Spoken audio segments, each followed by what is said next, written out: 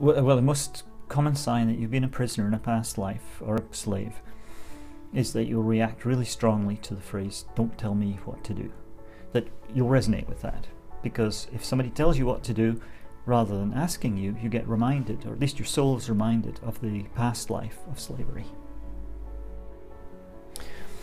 If you've been restrained, and particularly I'm thinking about physical restraint, you've had manacles around your wrists or your legs, or somehow you were really restrained, maybe in a very confined space, then one of the most common things that you'll get is claustrophobia, or fear of enclosed spaces. It's usually elevators, they're the ones that you encounter most.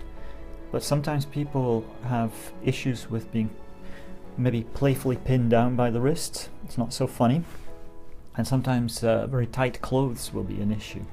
You'll tend to find even people if they get caught up in the bed sheets, they can freak out. Yeah, a lot of people show physical resonances from the past life. The kind of thing that I've seen in clients is, I have one client who's got marks where she was chained in a previous lifetime, or on the tops of her arms.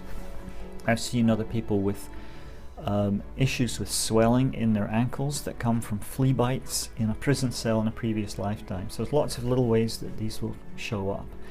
There's also, when people have been in a very filthy place, a filthy prison cell, for example, they tend to be hyper vigilant about cleanliness in this life. They want their environment to be clean and their clothes to be clean.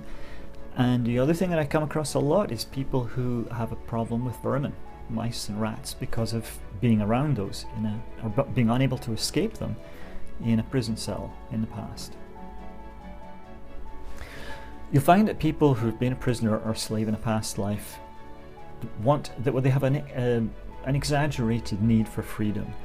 They want to do things like running a lot, or I describe it as wanting to feel the wind through the hair, even if it's not literal. Motorcycles, scooters, bicycles, surfing, skiing.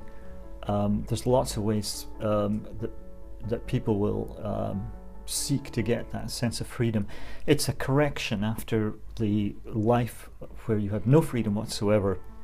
Your soul goes, okay, I want to go the other way and have as much personal freedom as possible.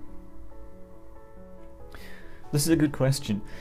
If you do a regression, or you work with me and you overcome the fears associated with slavery or imprisonment, you don't suddenly lose the desire to go out and run, or to hike, or to have that freedom. For some people it's sailing, it's horse riding, it's a very common one. You don't lose that desire because that's karmic. Your soul's trying to balance the experience of one life with the next. But what you do lose is that hypersensitivity to feeling that people might be controlling you, or when somebody says something the wrong way, like rather than asking you to do something, if it sounds like an order, then you don't overreact the same way that you might have in the past.